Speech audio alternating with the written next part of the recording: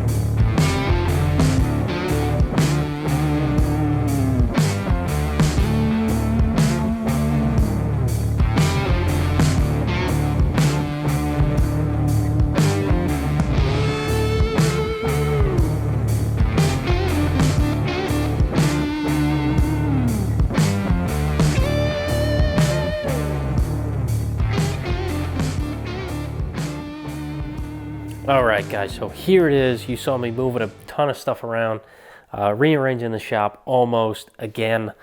Put a bunch of my tools at the end and moved my toolbox, my new toolbox, all the way almost to this wall because things are going to change with the new tools. This bench is not going to be here. It's going to be somewhere else. So this is not going to be in the line of fire with sparks and all that stuff in the near future. So, and also got this little rolly cart. I don't know if I showed you me doing anything with this, but I'll explain both of them. So what I was gonna do, I was gonna get these two boxes, a 56-inch drawer cabinet from Harbor Freight, and I was gonna get the bottom, the top, like I have here, and then I was gonna add either a locker or a drawer hanging cabinet that kind of attached to the side of it. And when I went to go look at it, the price of this rolling 5 drawers top, this after this went on sale, this was $60 cheaper than that side piece, and it's bigger. So I decided to go with this, and I love this color scheme. I wish they had the full toolboxes that were this color. They told me the next generation of these toolboxes, they will come in this color. Just kind of, they shouldn't have told me that because now I'm butthurt. I wish they would have had it now because I needed to upgrade my old toolbox. I already got rid of it. I literally posted it on Facebook for free, and 2 minutes later somebody messaged me, and a half an hour later they were here. So I can't even show you my old one, but it was terrible. The drawers wouldn't even open. They kind of would cock to the side and I wouldn't be able to open them. So I never used it.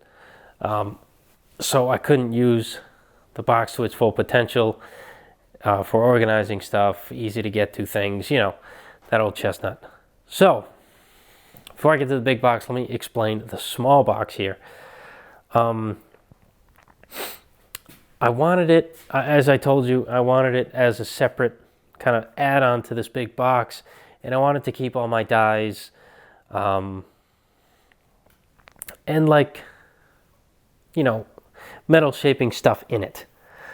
So I'll kind of show you what the drawers are, but now it's rolling, so I know my machines aren't that far apart, but in the future, bigger shop, this is going to be handy. But for now, it's kind of probably going to be permanent, but holding my dies. So top drawer here. This is Pullmax stuff. Tightening the collets, loosening the nut that holds the die receiver on the bottom. Just got a radius gauge and the Pullmax die jig in there. I'm trying not to fill these because I don't want to outgrow it instantly, even though you'll see that one, I kind of filled it already somehow. This side, got some dies and some gloves. You might know what those are, you might not. This drawer, Pullmax dies that go in the, you know, the one that I make, just random aluminum ones or random wood ones, slide them in, tighten them up. That's what this drawer is. Some blanks, some material to do that, and also a couple step dies that I don't have posts for yet. They're in here. This drawer down here, I finally got a set of sweeps. I guess I'll do an explanation at the end for these. And planishing hammer stuff. I had these racks mounted to the wall, quick access, grabbing dies, but they got very dusty and dirty, and some of them even started getting tarnished. So I need to buff these out again. So now I want to keep it in this drawer. I keep the head in the drawer. Obviously my water valet, the one that stays on the stand, is on the stand and stays there. But when I'm not using the other one, instead of hanging it on one of those, I'll keep it in the drawer. On the side, I get some random, got mineral spirits for when I mix with ATF, my planishing hammer and air tool lubricant or oil, and I got some of this. You guys, hey, I think I'm going to fix my jack. I know, I'm not doing it because you told me to do it. I know I had to do it. It's just, you know, I don't know. I do sketchy things too much. So I'm going to try to fix my jack instead of buying another one. The bottom area, you know, kind of just miscellaneous stuff. Buddy's triple trees. I got some dies, little bit of, what are they called? Bead roller dies and some tubing bender dies. Maybe tubing roller. I never use it, so dies put under there. I might even put them upstairs. And up in here, you know, easy grab headphones, gloves, and hammer for, I actually use this to tighten the collet on the Pullmax. Just give that spanner a couple taps. Nothing crazy, but I like to have it in here. So when I'm grabbing my spanner, it's right there. Unfortunately, it doesn't fit in the drawer, but it is what it is. Moving on to the box. I got one of the drill holders. Keep my drills in. You know, it works. The top. I got one of these power strips with USBs in here. I would like to keep it attached to here at all times, but there's no hole to get the cord out, so I have to drill a hole. I'm thinking about here. So when, you know, pass the cord right through in there, and then I can plug it in. Right now, I have to either leave it open or unplug it, put it in here, and close the box to lock it up. But it's not too big of a deal right now. I just like my GoPro batteries to charge at all times. So that's where I got that. I got my phone charging while I'm out here. Stickers when people come over and want a sticker, batteries, business cards, paperwork for cars and stuff like that. Nothing crazy up here. I think we'll go through the big drawers and then we'll go through the smaller drawers. Top drawer here. Screwdrivers, pry bars. Nothing fancy. I do want to, sometime in the future, just get a full set of screwdrivers and stuff and get rid of these old ones because literally nothing matches. I know it's fine and I've been making do with it, but when I get a little extra money, maybe I think I want to get some matching screwdrivers. Second drawer here. This was a few different things. This I think is going to stay the way it is right now. Pliers and snips, stuff like that. And I had a bunch of spanners. I tied them up in the corner. I don't know where to put those yet. Then I got a pipe wrench. It's all bent and broken, but it still kind of works. It was a wooden handle, and I bent the handle so the wood popped off of it. But it's made in Boston, so it's pretty cool. Kind of local to me. Don't want to throw it out. And, you know, some lineman pliers and random stuff. Snips. I don't have that many pliers, which is kind of weird. I thought I had a lot, and then I pulled them out, and this is literally all I have. And most of it's junk. Like, this is garbage. This doesn't work that well. This is trash. This one's snap-on, so this one's all right. This actually works pretty good. Oops. But, like, these needle nose are trash. These are trash. These I cut and made specifically for making the bead on the edge of a piece of tubing before I had like machinery. So I can probably throw those out after I make a set of dies on the Pullmax. You know, wire snippers. These are junk wire snippers. Yeah, it's really, I have only like 3 good pliers and snips. Along with these too. Like these I got from, I think, where did I get this from? Maybe my uncle, I think I got these from, or from a hand-me-down toolbox. I'm not sure, but they really don't work that great. Not on 18 gauge anyway. My whisk pliers are, snips are the only ones that really work that good for me. So these are my go-tos, and if I can't find any, I go for these, but then I struggle. You know, a oil filter wrench, Cornwell. This is a nice one. I got this one actually. The few tools I bought when I was a tech, I got myself an oil filter wrench. Then I got an old school one back there. But this one's really nice. So I guess I'm going to go through not only how I did my tools, but what actually I have for tools, which might be interesting to some people. This also is this drawer is my abrasives and all that kind of cutting and grinding accoutrement. I don't have much. I did a big order with, who did I do it with? Benchmark abrasives the other day, maybe a month ago, and I'm already like out of the stuff I use a lot. Like these are used ones, but I was going through them and like they're like kind of fresh. I don't have any left, so I got to use the ones that are halfway decent. I got to make an order like now. 2x48 belts. These things, super aggressive, 24 grit, just to like, this is not for sheet metal really. I use it once in a while just to kind of, if I got a really thick weld, I just hit it quick, get it down, and then I go work with one of these. You know, when I say I'm low on abrasives, I am low on abrasives. Like this is all I got. I got one flap disc, even though I don't really use those things. I usually, mainly these and these, I don't know, mainly just these I use actually.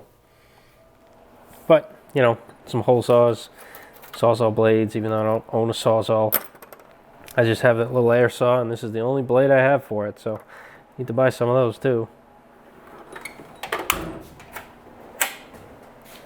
Oh, this is a heavy draw. My vice grip draw. Got my little ones, my one long reach. I want a couple more of these. These are really handy. These guys, I got a few being used right now on the 36, so they're not in the draw. And then my flat jaw and these down here, the rounded jaws. Oh, that's still flat. That's still flat. These guys got a rounded jaw to them. These, I think I want to get one of these little racks to line them up like these are in here. Then my C-clamps, I'm using some of them, so only 2 there. This right here is a box full of Allen keys. If I ever need an Allen key, go in there, probably find it. And then this, couple V-blocks, actually 4 V-blocks, 2 in each box. Didn't know where to put them, so they fit good there. You saw me set this one up. This was really a head scratcher for me. So I didn't, pretty much all of the mechanic tools I have, besides a few sets, I've gotten hand-me-downs or as gifts. So I really don't have any complete set of anything. And wrenches, like I have so many millimeter wrenches and not that many metric standard. So like this is all metric extras, and I have like 4 18 millimeter wrenches, like 13s, like so many extras I don't know what to do with. And kind of the same with my standard, like I got 4 or 5 half-inch wrenches, 11/16ths I got 3 of, couple 5/8 and stuff like that, along with the ones that I stacked over here, like from 1/4 inch to 11/16. I bought that set. That's why it's complete. And it's the ratcheting ones. A few ratcheting ones. Two 9/16. Like it's just weird. This is also metric. Yeah, I don't know. I don't have too much. I don't do too much mechanical things, so what I have is pretty much good. See, I got like no 1/2 inch long sockets of anything, millimeter or standard. I don't know. It's kind of a boring draw. This guy, electrical, and I ran out of room in my socket drawer, so my ratchets are here. This is the only ratchet I bought, and it's a Cornwell.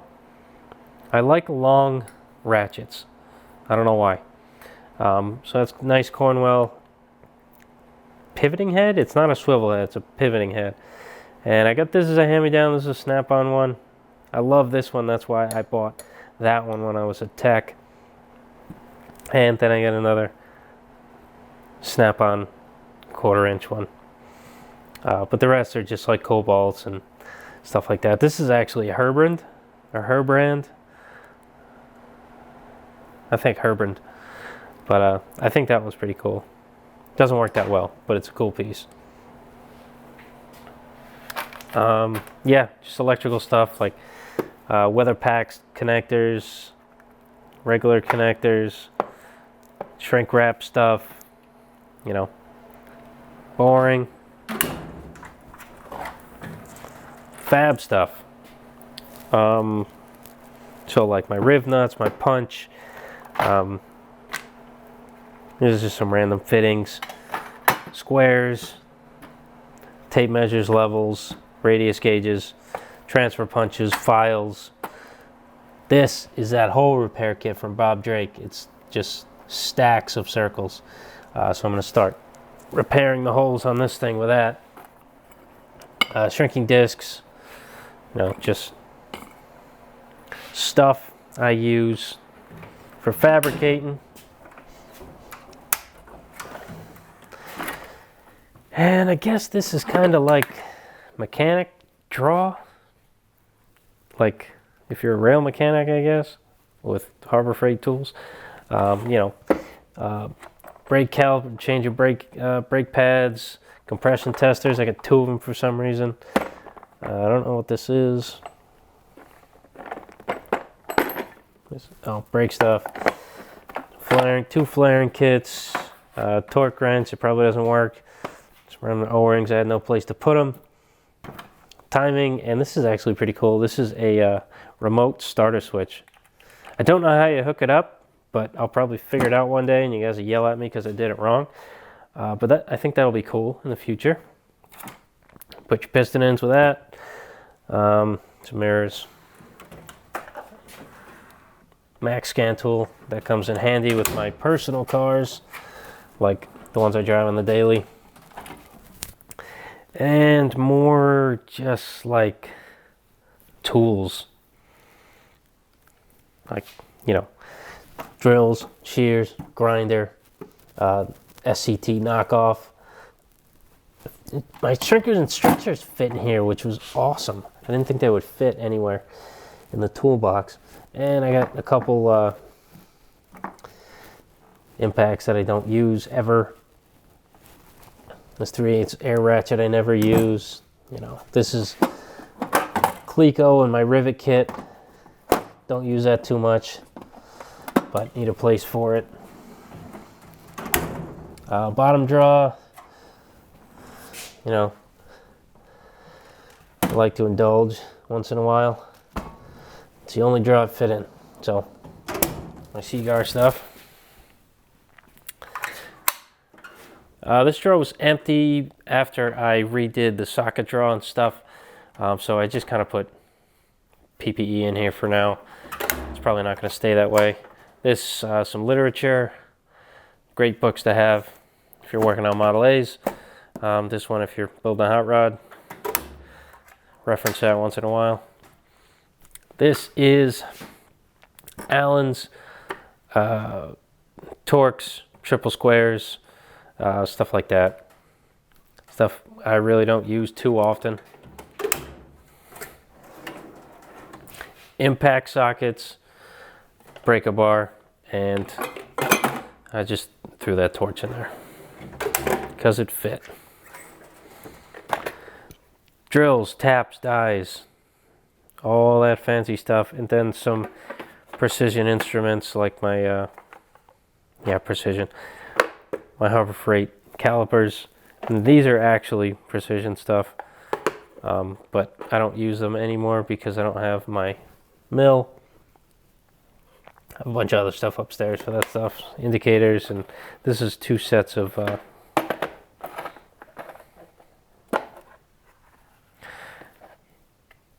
really? Forgot the name of these things? Mics. 2 sets of mics. I don't use them too much anymore, especially, but feeler gauges, stuff like that. I feel like it all kind of goes in that drawer. Chisels, punches, chisels, punches for letters, picks. More random mechanic-y stuff, drum stuff, drum tool, a couple brake flaring and bending stuff, hub puller, which shouldn't be here. It should be here with the other pullers. 3 jaw pullers, 2 jaw pullers, hub pullers, stud pullers. If you want to pull something, it's in this drawer. And then this one is kind of a mess. I'm putting in stuff in it right now, but it's probably going to change. I got, what do you call it? Jumper cables down there, a couple empty gas cans, some extra parts I bought from Harbor Freight. I don't know if I'm going to use to organize stuff. Might bring them back. 6 and 12 volt battery tender, some baby powder for the tires. That's about it. So as you can see, I pretty much filled that up already, which kind of is a bummer.